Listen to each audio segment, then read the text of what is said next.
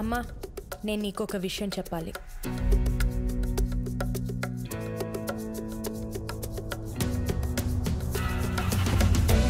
నీ పేరేంటి? అక్క, శ్రీమతి. ఎవరు శ్రీమతి? కుమారి ఇటికెలపూడి శ్రీమతి. నాకింకా పెళ్లి కాలే. నాకు ఈ పెళ్లి ఇష్టం లేదు. ఎన్ని సంబంధాలు తీసుకొచ్చా? అమెరికా సంబంధం వద్దంటుంది, ఢిల్లీ సంబంధం కాదంటుంది.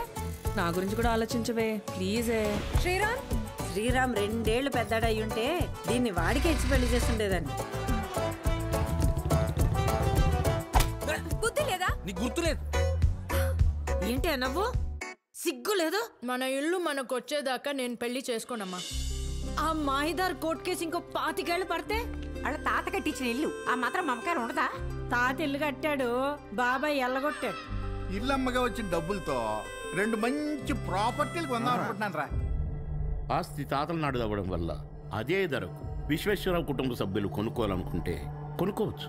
ఇందుకు కోర్టు 6 నెలలు గడువిస్తుంది.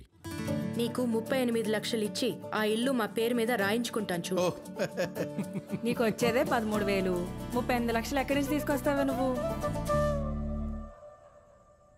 నేను బార్ పెడతామనుకుంటున్నాను. నీ పిచ్చికి అడ్డు అదుపు లేకుండా పోతుంది.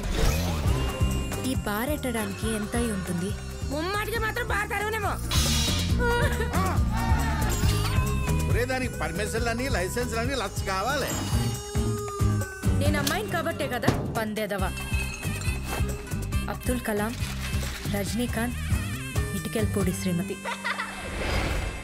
ఎంతకాలం ఎందుకు తాగుతున్నావు అన్నారే గాని ఫస్ట్ టైం ఎంత తాగుతావు అన్న మొట్టమొదటి మగాడు నువ్వేనమ్మా. నువ్వు తేవతావమ్మా, నువ్వు తేవతావు.